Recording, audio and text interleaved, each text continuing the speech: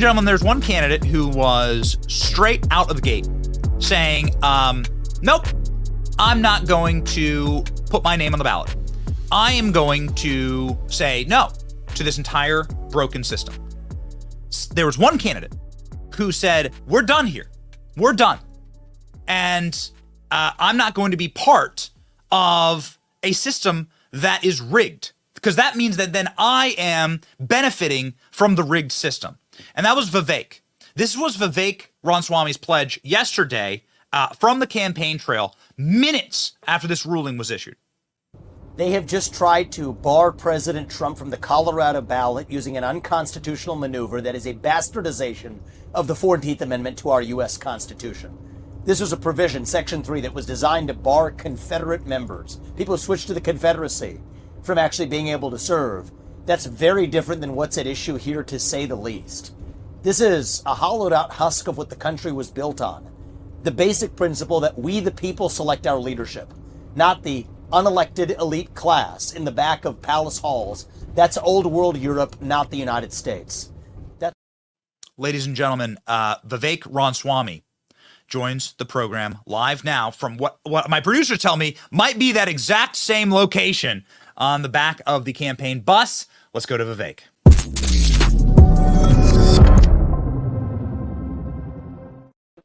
Vivek, welcome to the program. There it is. Okay, fantastic. It is remarkable to me how you lead the pack of Republicans who supposedly support the rule of law and the Constitution in a moment like this, because it's the rest of them are like licking their chops saying, wait a second, this could benefit me. Maybe I should stay on now that Donald Trump's off the ballot in Colorado, boy, it'll be easier for me, Chris Christie, to win.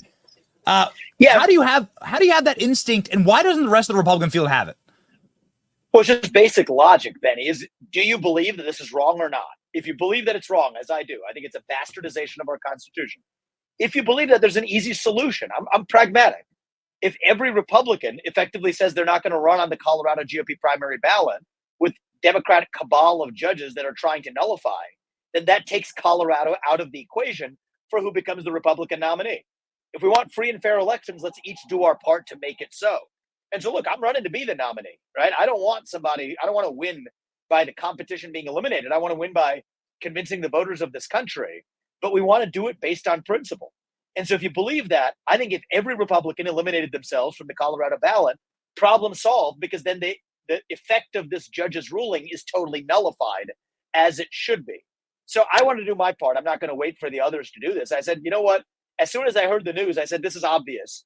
I shouldn't be benefiting from Trump's elimination from the ballot, from this unconstitutional statist overreach. I'll take myself off the ballot as well, to get Ron DeSantis, Chris Christie, or whoever else, Nikki Haley, whichever other jokers are in this, to do the same thing. And then we actually have solved the problem. Now, the problem, Benny, is we hear radio silence from the others. Why? Because they're celebrating this as an opportunity.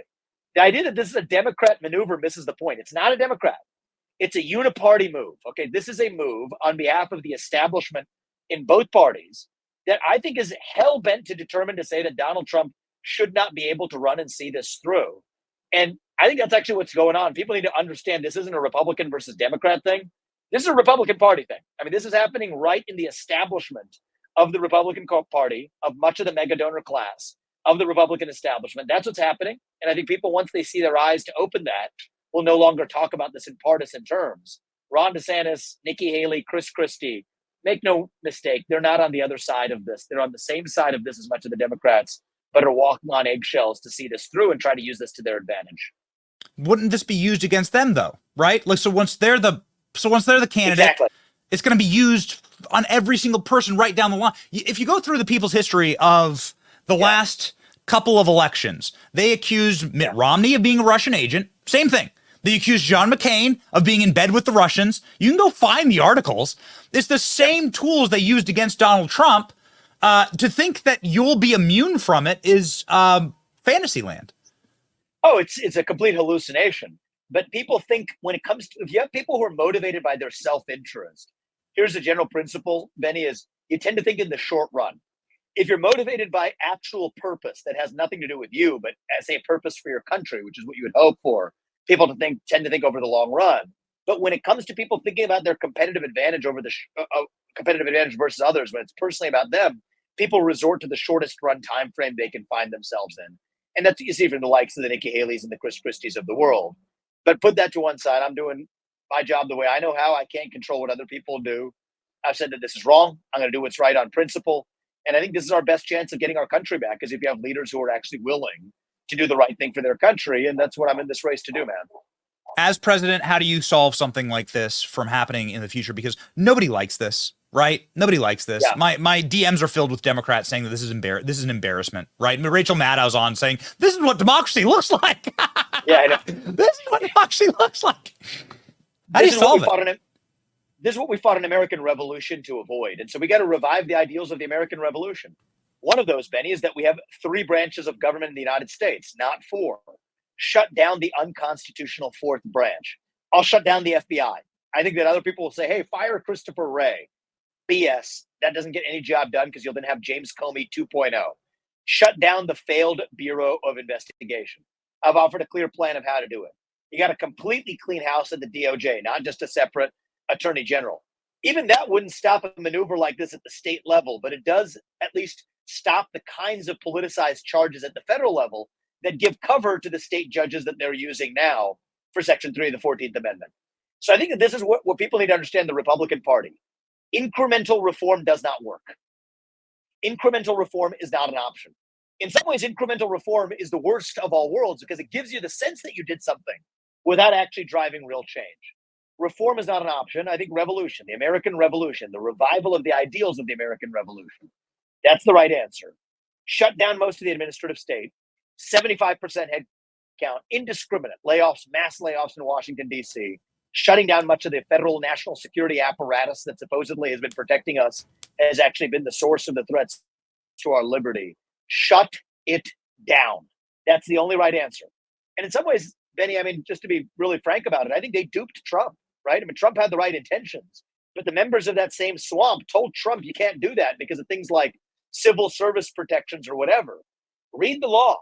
Those civil service protections do not apply to mass firings. Mass firings are out to the DC bureaucracy.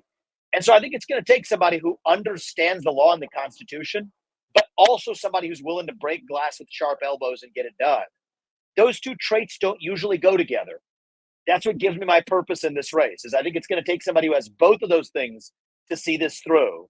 And I think that it's not going to make a lot of Republicans happy. It's not going to make a lot of Democrats happy, but we're going to do our part, get this done, actually shut it down. And that's how we revive our republic. So you're on the side of a current world leader, the president of El Salvador. I believe we have the tweet. Let's put it up, or let's grab it. And RFK Jr., who are both saying this is not a democracy. This is not what democracies do. The president of El Salvador is straight up saying America has lost all moral authority to talk about democracy now. That's a horrible look. It's a horrible look for our nation. No?